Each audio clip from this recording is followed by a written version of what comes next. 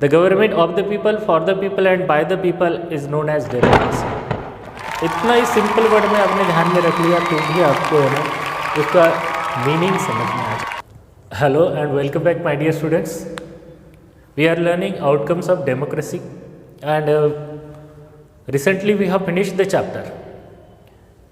In the today's video lecture we are going to learn about some very short answer type questions, and these are most important for your upcoming term 2 examination. Just like you all know that 10th standard CBSE board की अभी term 2 examination बहुत जल्दी होने वाली है, और उसके लिए CBSE ने जो सिलेबस लॉन्च करके दिया है उसमें very short answer type question भी बहुत इंपॉर्टेंट है। आपको 2 मार्क्स के लिए एक एक क्वेश्चन पूछा जाएगा। ये 2 मार्क के लिए आउटकम्स ऑफ डेमोक्रेसी इस चैप्टर में से कौन कौन से इम्पोर्टेंट क्वेश्चंस बन के आ सकते हैं जिसको हमें लर्न करना ज़रूरी है, वो सारे सवाल उसमें से कुछ क्वेश्चंस को हम इस वीडियो में लेने वाले हैं। ये आपको प्रिपेयर करने हैं। एक बार आपने इसका प्रिपरेशन किया, आपके 2 मार्क के क्वेश्चंस इस चैप्टर में से कंफर्म हो जाएंगे और आपको है ना उसके मार्क्स मिल जाएंगे। तो हम देखते हैं कि इस चैप्टर में कौन से सवाल बनते हैं। जैसे कि चैप्टर का नाम है आउटकम्स ऑफ डेमोक्रेसी। तो डेमोक्रेसी की सबसे पहले आप लोगों को डेफिनेशन पता होनी चाहिए। जैसे लाइक एकदम सिंपल अब्राहम लिंकन इनकी डेमोक्रेसी के बारे में एक डेफिनेशन दी गई है, और वो कौन सी है? Can you tell me that definition? You can write the definition in the comment, okay? My dear student, वो definition है very easy. The government of the people, for the people and by the people is known as democracy. इतना ही simple word में आपने ध्यान में रख लिया तो भी आपको है ना उसका मीनिंग समझ में आ जाएगा। तो उसके बहुत सारे क्या होते हैं टाइप्स होते हैं, उसके बहुत सारे सवाल बनते हैं, उसके मेथडोलॉजी होती है। इनको आप प्रॉपरली क्या कर सकते हो, अंडरस्टैंड कर सकते हो कि डेमोक्रेसी एक्चुअली एक ऐसी सिस्टम है। तो let us discuss the first question of this chapter, that is why democracy preferred as the better form of government than dictatorship. कि डेमोक्रेसी को डिक्टेटरशिप से एक बेहतरीन फॉर्म ऑफ गवर्नमेंट क्यों बोला जाता है। Just like you all know that dictatorship is such a government in the power rests in one hand only, or the power rests in one authority, isn't it? तो एक व्यक्ति के पास पूरी की पूरी सत्ता होने की वजह से वो क्या कर लेता है, खुद का एक रूल बना लेता है। इसमें लोगों को पूरी तरह की आज़ादी नहीं होती है।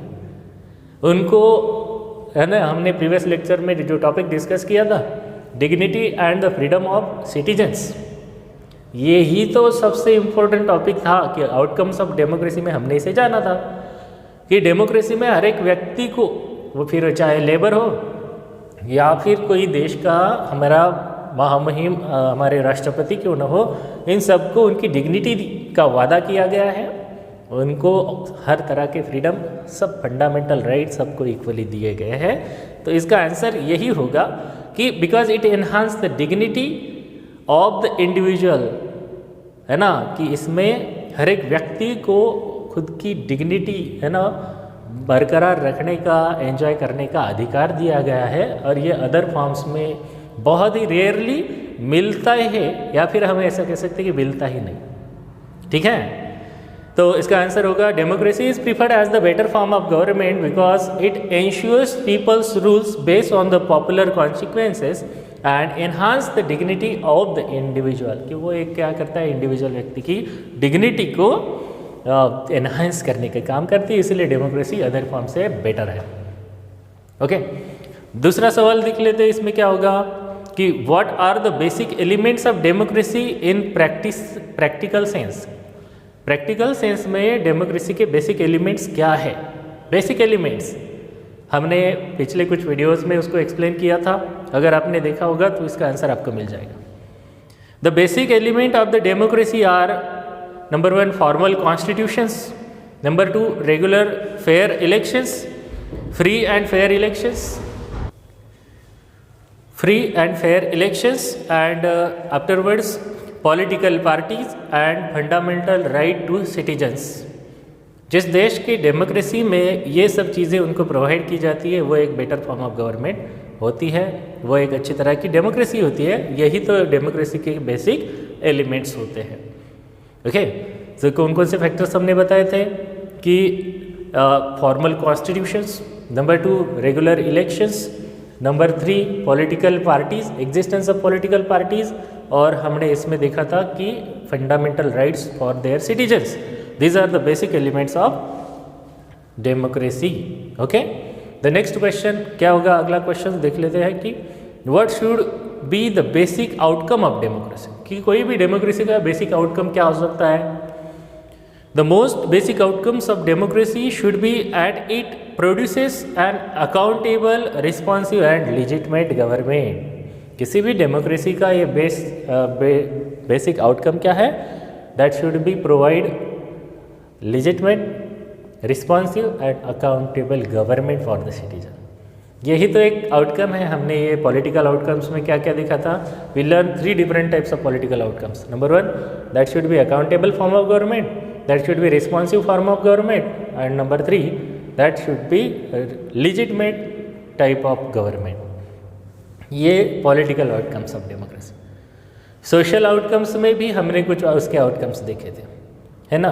इसमें enhance the dignity of the citizen and freedom of citizen, ये सोशल आउटकम्स में आ जाता है। इकोनॉमिक में आते हैं economic growth and economic development, है ना? Reduction of inequalities and poverty, है ना? ये भी क्या आता है? इसका एक इकोनॉमिक आउटकम आता है। So like this way if you will prepare the chapter then you will not face any kind of problem. Okay, then next question क्या हो सकता है कि why are decisions delayed in democracy? Democracy में decision delay क्यों होते हैं?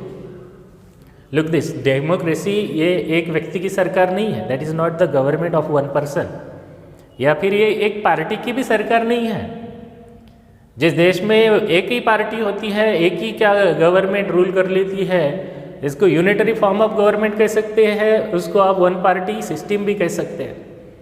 In which country you will find 2 types of parties are there only, and that party influence the politics and run the government, that is by party system.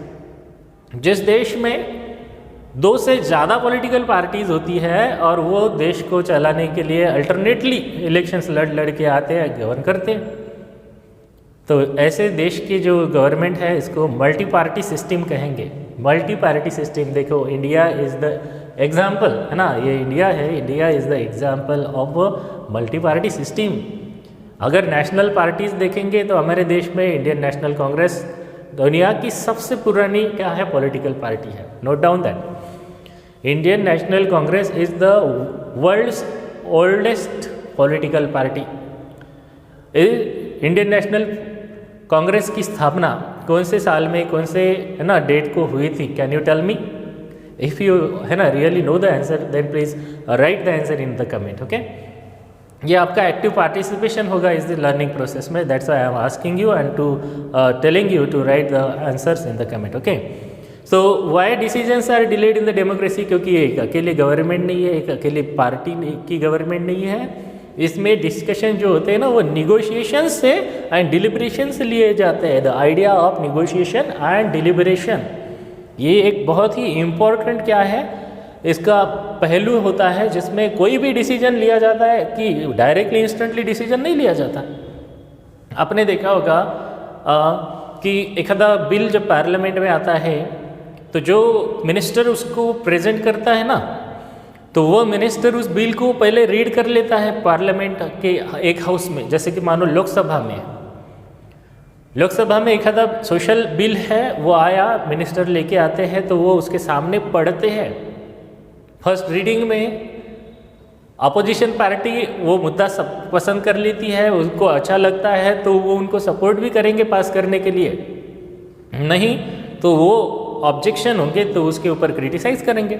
इससे क्या हो जाता है? This is the idea of negotiation and डिलिबरेशन। Negotiation होगा, डिलिबरेशन होगा, debate भी होगा उसके ऊपर, और आरोप प्रत्यारोप मतलब इसके ड्रॉबैक्स सब दिखे जाएंगे। इन ड्रॉबैक्स को रिमूव कर दिया जाएगा उनको बोला जाएगा opposition party will take the objection and that is the good for improving, है ना, जो डिसीजन लिया जा रहा है उसको अच्छा डिसीजन बनाने के लिए क्या हो रहा है, इससे मदद हो रही है।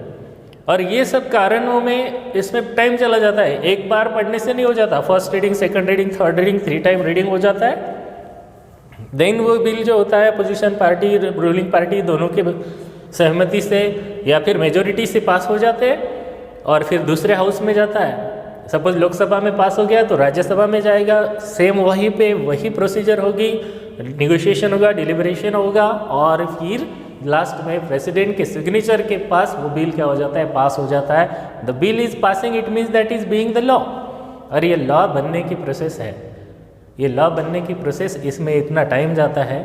इसीलिए डेमोक्रेसी में कोई भी जो है ना डिसीजन लेने के लिए लेट होता है, it is being delayed in the democracy. लेकिन इससे जो भी डिसीजन लिया गया है वो सोच समझ के लिया गया है, डिलिब्रेशन से लिया गया है, तो उसका जो बैड इम्पैक्ट होता है सोसाइटी के ऊपर वो ज़्यादा इम्पैक्ट नहीं होता, क्योंकि डिलिब्रेशन में ड्रॉबैक्स को क्या किया जाता है, रिमूव किया जाता है। और ये इसका एक फ़ायदा होता है कि भले ही डिसीजन लेट लिया है लेकिन अच्छा लिया जाता है, उसके समाज के ऊपर, देश के विकास के ऊपर नुकसानदायक परिणाम नहीं होते, उसके ड्रॉबैक्स नहीं आते ज़्यादा। ओके, तो आई होप आपको कुछ एक क्वेश्चंस और इसके द्वारा कुछ आइडियाज़ है वो क्लियर हो रहे होंगे। ठीक है, अगर ये क्लियर हो रहा है तो प्लीज़, है ना, इस तरह से ही अपने स्टडी में कंसिस्टेंसी रखो। आने वाले कुछ महीनों के बाद आपकी एग्ज़ाम है तो उसके लिए रेडी रहो, प्रिपेयर रहो, डोंट बी रिलैक्स, है ना। जब आप रिलैक्स बैठते हो तो आपकी स्टडी रुक जाती है। देखिए अब ये पीरियड है, इसमें अगर आप कंटिन्यू, है ना, पढ़ाई करते रहेंगे, कुछ टाइम पढ़ाई भी करो, कुछ टाइम, है ना, रिलैक्स भी रहो, और एग्ज़ाम आने के बाद सिंपली रिवीजन का काम रहेगा, तो आपको बेस्ट स्कोर करने के लिए बहुत अच्छा मौका मिल जाएगा। ठीक है, तो इसके और भी कुछ क्वेश्चंस हम इसके डिस्कस कर सकते हैं, लेकिन इस वीडियो को हम एक शॉर्ट वीडियो के रूप में आपको देना चाह रहे हैं, इसीलिए मैंने आज के इस वीडियो लेक्चर में सिंपली इन्हीं क्वेश्चन का इन्वॉल्वमेंट किया है।